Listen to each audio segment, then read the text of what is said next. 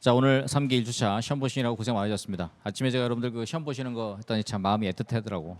그래서 주기사기로 공부하셔가지고 앞으로 남은 우리 7월 달까지 승부를 잘 걸어보시면 좋을 것 같습니다. 자, 이번에 이제 이제 3기 때는 여러분 이제 실전에 이제 가까운 아주 실전에 가까운 문제로, 그래서 2기까지는 제가 문제가 약간 빡세긴 했는데 3기부터는 이제 실전에 가까운 문제로 통해서 60점, 65점까지 맞으면 좋겠죠. 이렇게 해서 그 고득점에 있어서 이제 제일 중요한 거는 법규에서 제일 중요한 거는 정밀도 차이입니다. 답안의 정밀도 차이죠. 그러려면은 판례를 정확하게 써야 돼요. 그렇죠? 판례를 정확하게 써야 돼서 그러면은 뭐 한 짧으면 4-5줄, 이제 많으면은 6줄에서 한 10줄 정도 정확하게 정확한 판례를 적시하시면 좋을 것 같고, 요즘은 이제 그 주요 조문, 주요 이제 시험에 실제 나오는 주요 쟁점 조문을 사실상 안 줘요. 그렇죠? 안 주다 보니까 이 조문 암기하는 것도 되게 중요합니다. 작년, 재작년 시험에서는 직접적으로 물어보는 그 조문은 제시해 주지 않았어요. 그렇죠? 제시해 주지 않아서 조문 같은 것도 반드시 여러분들 암기를 좀 잘 해주시면 좋을 것 같고, 정밀도 차이 나는 거는 이 소결에서 차이가 많이 납니다. 우리가 검토하고 사안의 경우가 있을 때 이거를 묶어서 쓴다 그러면 소결을 쓸 수 있겠고, 뭐 이렇게 학설 판례 검토하면은 문학 판검할 때 이제 검토를 쓰는데, 여기 이제 사안 포섭할 때는 이제 사안의 경우를 쓰죠. 자, 그럴 때는 동그라미 1, 동그라미 2, 동그라미 3 이렇게 쟁점에 관련된 이런 내용들을 논고를 제시하면서 정확하게 그 답안의 해결책을 제시하는, 갈등의 문제를 해결하는 이런 형식의 답안이 매우 중요하다고 생각이 듭니다. 예를 들면 오늘 이제 사업인정 수용재결 관련된 거죠. 통상적으로 우리가 사업인정 수용재결에 관련돼서는 뭐 하자승계 인정되지 않는다는 전형적인 판례가 있습니다. 그런데 오늘 제가 예시 답안은 사업인정하고 수용재결에 대해서 일정 부분 뭐 이해관계원의 의견 청취라든지 잘 내용을 잘 몰랐고, 그래서 피수용자 입장에서는 억울하다 뭐 이런 논거를 제시하면서 사업인정과 수용재결은 하자승계 인정되는 것이 타당하지 않느냐, 이런 이제 새로운 패턴의 유형의 문제도 제시한 바가 있습니다. 그러니까 여러분들이 법규 같은 경우 물론 정답이 있긴 한데 판례가 있으니까 정답이 있지만 어떤 논거를 제시를 해서 정밀 타격을 하는 형태로 답안을 쓰시면 좋을 것 같고, 특히 이제 2차 논술에서는 형식의 묘미가 굉장히 중요한데, 오늘도 보면은 중간법 이렇게 쓰신 분들이 있는데 꽉 찬 느낌으로 다 채워서 이렇게 쓰시고요. 18자에서 많으면 한 20자 정도 쓰시고, 지금 20면 22줄이기 때문에 440줄이에요. 그러니까 꽉 찬 느낌으로 답안지를 항상 쓸 수 있도록 하고, 그죠? 그 다음에 목차의 선명성, 그렇죠? 목차 옆에 중요한 포인트에 대한 그 조문이 있다. 그럼 조문 반드시 언급을 해주고요. 그 다음에 사건 번호, 뭐 우리가 2007도 2384, 뭐 여러분들 전형적으로 알고 있는 판례 번호 있죠? 판례 번호 알고 있으면은 쓰시기 바랍니다. 이게 도움이 됩니까? 할 수 있는데, 실제로 우리가 상대평가하기 때문에 판례 번호 쓴 사람하고 안 쓴 사람하고 차이가, 외우고 있으면 쓰세요. 그렇죠? 목차를 선명하게 잘 잡는데, 무엇보다 중요한 게 질문에 맞는 답안을 쓰는 거예요. 그렇죠? 그러니까 물어본 내용에 대해서 그거에 대해서 정확하게 답안을 접근해서 쓸 수 있게끔 하는 그런 훈련을 하셔야 되겠습니다. 이게 이제 실제 고득점 할 수 있는 좋은 포인트이기도 해요. 최근에는 문제에서 목차를 거의 다 주기 때문에 그 목차에 맞게 답안을 기술할 수 하도록 하면 되겠죠. 결국은 이게 편집의 문제인데, 이게 단연차 분들이 그 점수가 잘 안 나오는 이유 중에 하나가 내가 아는 게 많다 보니까 그거를 막 나열식으로 막 쓰다 보니까 점수가 잘 안 나오는 거예요. 그래서 물어본 질문에 정확한 답변을 할 수 있도록 하고, 이렇게 답안 형식을 정교하게 만들려면은 매일 하는 법규 한석봉 훈련을 통해서 하루에 한 200점 이상, 그래서 손이 덜덜덜 떨릴 정도로 많이 훈련을 해야 되겠습니다. 그래서 3기에서 지금 1차 합격해서 들어오신 분들은 축하드리고, 이 한 달 동안 이제 내용 다 까먹었으니까 내용 복귀하는 훈련을 하시면 좋을 것 같습니다. 간평행정법은 필요한 내용만 발췌해서 듣고, 보상복귀 기본 강의는 쭉 다 들으세요. 들어가지고 한 달 동안 내용 복귀를 많이 하신 다음에 그 다음에 남은 2달 동안은 쓰기 훈련, 이거를 200점씩 이상 열심히 하셔야 되겠습니다. 동차는 그렇게 하시면 되겠고, 그 다음에 2차만 하신 분들은 정교한 답안 만들기 제가 앞에서 말드리는 이런 연습하고, 그 다음에 한 100개 정도 이렇게 추려가지고요. 60개 정도는 보통 한 1, 2개 문제 나오는 거고, 한 40개 정도 브리타로 3, 4문제 나오는 건데, 이걸 추려가지고 정교한 답안을 열심히 분석해가지고 훈련하는 연습을 해주시면 좋을 것 같습니다. 그래서 짧으면 짧고 길면 길다 그러는데, 1차 시험은 한 달, 2차 시험은 2달이라는 수능가의 정설이 있어요. 그러니까 그때 스파르타로 여러분들이 실력을 쫙 끌어올리시면 되겠습니다. 자, 오늘 1번 문제 보겠습니다. 오늘 1번 문제는 전형적으로다가 처음 이제 1차 보고 오신 분들도 계셔서 조금 쉬운 문제를 냈습니다. 사업인정의 법적 성질, 사업인정 고시의 법적 성질. 그래서 뒤에 한 중간쯤 보시면은 제가 그 문제하고 목차를 이렇게 만들어 놓은 파일이 하나 있어요. 그렇죠? 그래서 여러분들이 그 요걸 가지고 훈련을 그러니까 이 문제에다 막 낙서하고 하다 보니까 그런 이제 훈련을 못 했는데 뒤에 보면은 목차하고 문제하고 목차 이렇게 만들어 놓은 게 있어요. 네 페이지 정도로 했는데 앞으로 이렇게 해 가지고 여러분들 여기다가 필기도 하면서 다시 한번 이렇게 그 목차도 잡아보고 논리 구성해보고 이런 거를 이렇게 따라잡기 목차 배점 키워드 따라잡기 해가지고 열심히 이렇게 연습을 하시는 그 훈련을 하시면 좋을 것 같습니다. 자, 먼저 오늘 1번 문제 한번 보시면은요, 전부 다 기출 문제들을 묶어서 놓은 겁니다. 사업 인정하고 사업 인정 법적 성질 이거 기출됐죠? 됐고. 전체적으로 지금 1번 문제가 사업인정 고시의 법적 성질, 그다음에 사업인정과 수용주 해결의 하자 승계 뭐 전형적인 문제고요. 그다음에 집행정지는 최근에 이제 그 기출 문제 강평에 보면은 적조요건, 소극조요건 요거 관련된 거. 사정 판결은 지금까지 안 나왔어요. 그래서 요거 전형적인 문제 이렇게 하고요. 그다음에 개별 공시가 중에서 지금 안 나온 게 지금 검증 하나 안 나왔고요. 근데 이제 정정 불가 통지 이거 많이 틀려가지고 해마다 작년에도 제가 2번 냈는데 실제가 됐죠. 개별공시가 정정 불가 직권 정정에 대한 내용이 출제가 됐고, 이번에 그 이의신청 개별공시가 이의신청 관련돼서 이의신청 행정기본법에 관련된 36조 제 4항이 지금 개정이 됐습니다. 그 문제에 개정된 내용을 토대로 해서 문제가 출제를 했고요. 그다음에 지금까지 한 10년치 기출 문제에서 가장 많이 출제가 된 게 명의대여와 부당행사에 대한 구분이었습니다. 그다음에 우리 기출 문제 중에서 청문을 제대로 하지 않고 그쵸 했을 때 절차자 관련된 이런 것들이 시험에 제일 많이 나왔죠. 그다음에 4번 문제에서 사용재결에 대한 판례가 있습니다. 이 판례를 잘 기술을 해 보시라 이런 내용이 있죠. 그래서 문제 1번 보시면은 사업인정고시하고 사업인정과 사업인정고시의 법적 성질에 관련된 거. 요거는 처음 이제 출제가 됐을 때 굉장히 여러분들 그 어렵게 생각할 수 있었는데, 이게 이제 그 사업인정이 우리가 전형적으로 법적 성질에서 뭐 형성적 행정에서 처분이다, 특허다, 뭐 그죠? 그다음에 재량행위다, 제3적 행정이다 이런 분들 잘 알고 이렇게 기본수에서 잘 알고 있는 내용인데, 사실은 요거를 잘 축약해가지고 정리하는 거 이것도 하나의 실력이죠. 이제 그런 연습을 좀 잘 해보실 필요가 있겠습니다.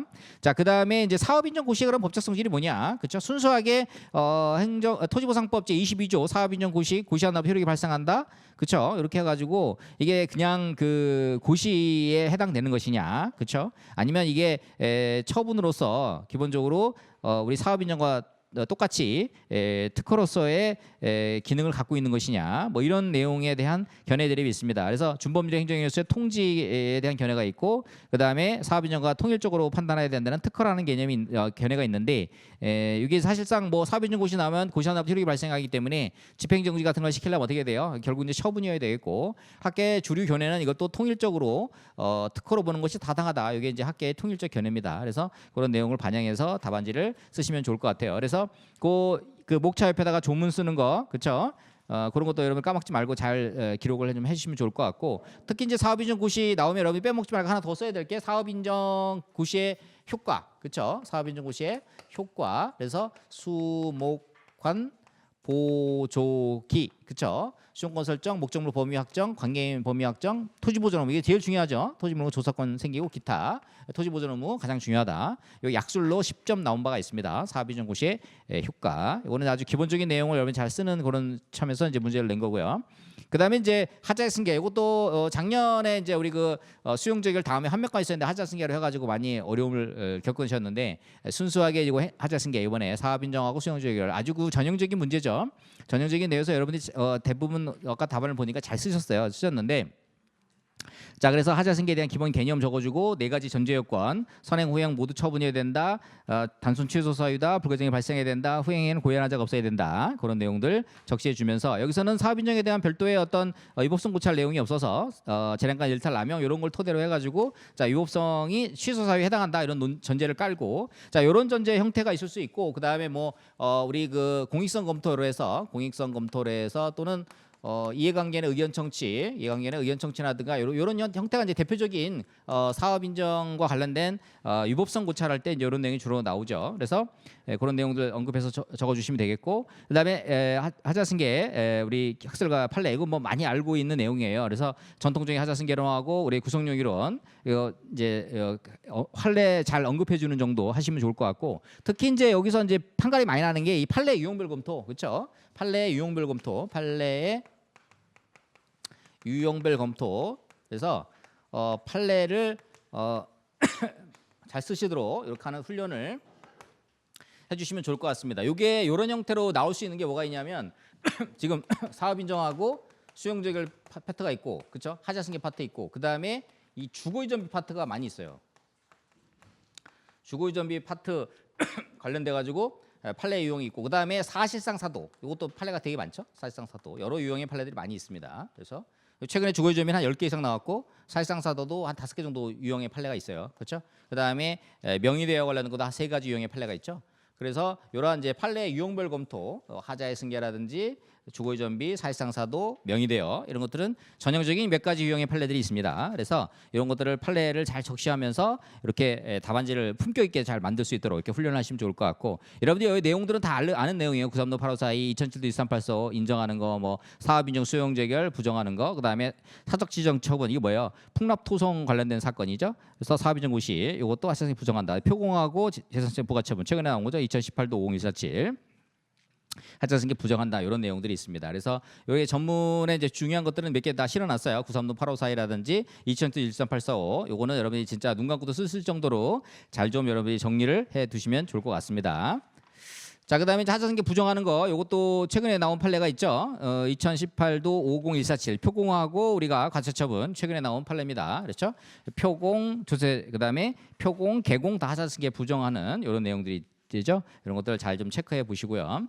원래는 그냥 사업 인정, 제가 말씀드린 것처럼 서두에 말씀드린 것처럼 사업 인정 수용 재결은 기본적으로 판례가 하자승계 인정하고 있지 않습니다. 그렇죠? 최근에 이제 우리 그 학자분들하고 소장 학자분들하고 식사하고 그러는데 너무 이거 억울하다. 왜냐하면 사업 인정 단계에서 이관계인 적극적 참여도 안 하고 있고, 현실적으로 또 이관계인 특별한 관심도 없어요. 사업 인정 단계에서는 크게 또 관심도 없다 보니까 그게 뭐 하는지도 잘 모르겠고, 그렇죠? 그러다 보니까 조금 그거에 소홀히 하다 보니까 이제 재소기관이 경과해가지고 수용 재결 단계에서 막 다투는 경우도 꽤 있으니까, 그런 부분에 있어서는 이게 전체적으로 공용 수용의 효과로서 어떻게 해요? 국민의 재산권을 뺏어가지고 공익 사업을 수용하는 측면에서 봤을 때, 최근에 소정학자들은 예전에는 다수의 견해랑 그다음에 판례가 전부 하자승계를 부정한다, 이게 이제 일반적인 견해였는데, 최근 소정학자분들은 이게 전통적인 그런 것도 있지만 사업인정의 수용재개에 관련돼서 이게 일부 제가 제시한 논고 이런 것들 때문에 하자승계를 인정해야 되지 않느냐, 이렇게 주장하는 학자들 많이 있습니다. 그렇죠? 오늘 뭐 하자승계 인정하고 또는 뭐 부정하고 뭐 정답에 관계없이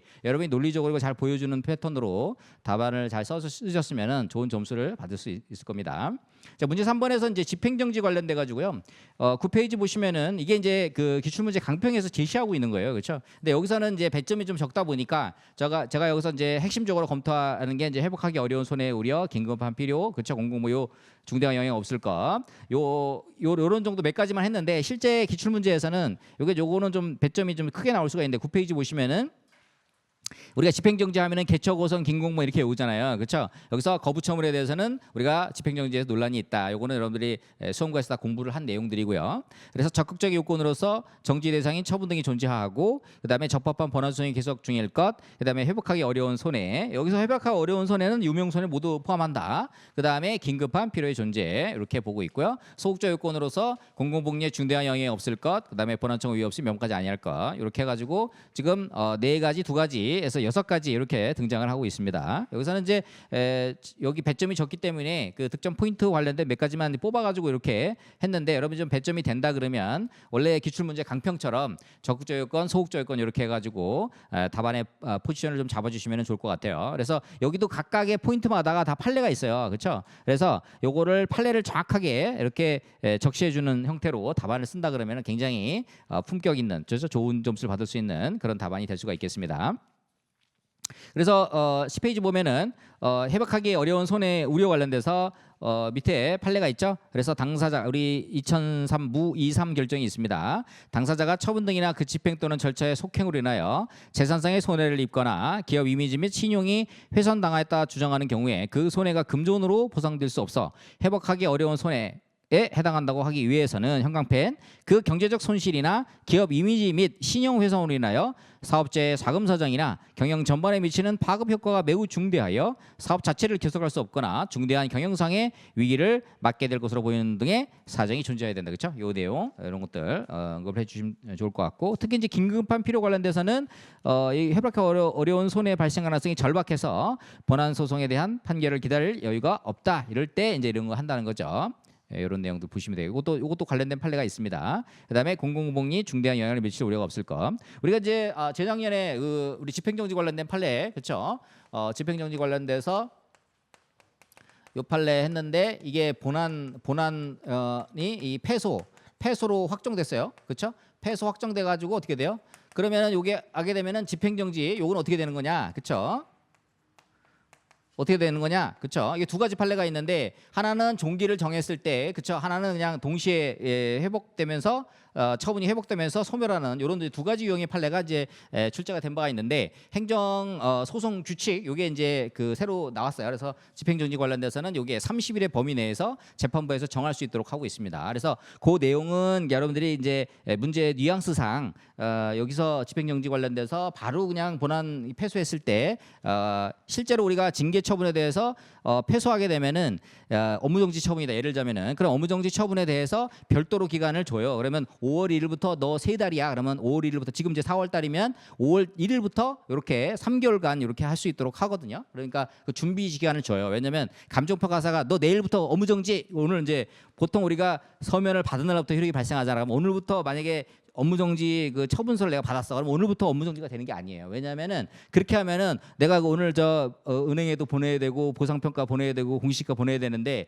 오늘 처분서 받아가지고 효력이 바로 발생해 버리면은 그 사람이 지금 업무를 하는 게 있잖아요. 그 다 이걸 효력이 없게 되잖아. 그렇지? 그래서 일반적으로는 일정 기간에 시간을 둬서 그때부터 이제 3개월 이렇게 실무적으로는 하고 있습니다. 그러다 보니까 이 집행정지 기간 관련돼서도 어느 정도는 뭐 이렇게 판례는 뭐 이런 거 두 가지 유형의 판례가 있긴 있습니다만은 실무에서는 이제 행정소송 규칙에서 30일의 범위 내에서 집행정지 관련된 기간을 재판부에서 정할 수 있도록 하고 있으니까 실무적인 거는 그렇게 알아두시면 되겠고 실질적으로 우리 시험에 이제 재작년에 나온 그 판례에 대해서는 참고적으로 여러분이 알아두시면 되겠습니다.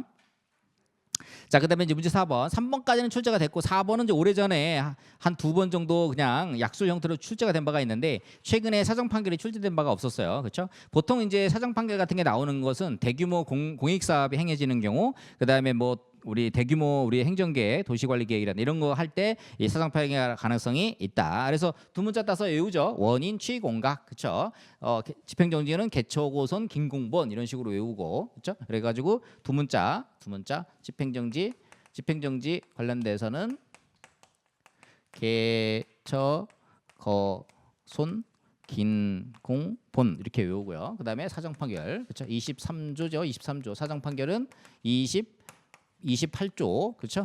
원인, 취, 공각 그렇죠? 원고의 청구가 이유 있다고 인정되는 경우에도 취소하는 것이 공공복리에 합당하다 그러면 기각하는 판결, 원고 패소 판결을 하는 겁니다. 그렇죠?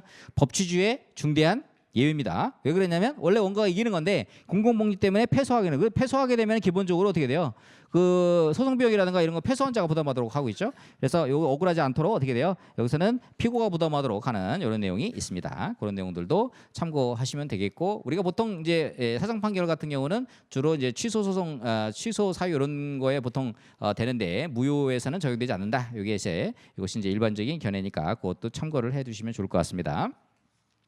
집행정지는 최근에 나왔지만 사정 판결은 출제가 안 됐어요. 그래서 그런 것들 체크해 보시고 그다음에 우리가 하자승계 이런 것들은 뭐 그냥 점수를 깔아주려고 그렇죠? 깔아주려고 내는 겁니다. 그러니까 잘 쓰시면 되겠고요. 보통은 이제 하자승계 전제조건 4가지를 다 충족하는 경우가 거의 없어요. 그래서 3가지만 되고 1가지는 없는 경우가 있는데 자 그런 경우 그 여러분들이 전제를 깔아주면 되고 과거에 한 3년 전 기출문제 보면은 개별 공시지가하고 그다음에 수용주 해결 같은 게 하자승계로 나온 적이 있어요. 그렇죠? 자 그런 것들은 어떻게 돼요? 그런 것들은 전제를 잘 깔아가지고 오류긴 오류인데 이게 논술이다 보니까 논술은 오류가 없다 이렇게 보는 게 맞아요. 왜냐하면 전제를 깔고 논리를 끌고 가면 되니까 이제 그런 부분. 그다음에 지금까지 기출문제 중에서 오류가 나온 게 뭐냐면 한 필지 공동 소유자 있는데 각각 소외 대상과 제소 기간을 물어보는 이런 것도 오류 문제거든요. 그렇죠? 근데 2차 논술에서는 다 전제를 깔고 쓰면 되는 거거든요. 그러니까 그렇죠?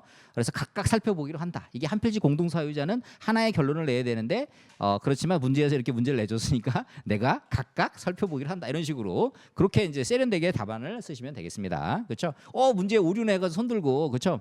이렇게 하시면은 나만 시간 까먹는 거예요. 그렇죠? 2차 시험은 오류가 있어도 여러분이 논술이기 때문에 전제를 깔고 이렇게 하시면 됩니다. 그렇죠? 그거 이제 유의하시면 되겠고 1번 문제는 아주 이번에 그렇죠 3기 처음 들어오시고 저 동차하신 분들 중에 자신감을 상실할까봐 1번은 아주 쉬운 문제. 원래 제가 이주대책 1차 처분, 2차 처분 1번을 내려다가 그러면 이제 다 쓰러져가지고 다음 주부터 안 나오실 것 같아서 오늘은 그냥 전형적인 사업인증 수용재결 냈는데요. 다음 주부터 기대해 주셔서 좋습니다. 오늘 2번 문제는 이게 이번에 이제 개정된 행정기본법 우리 2기 때도 많이 풀어봤는데 행정기본법 개정된 거 요거 좀 반영을 했어요.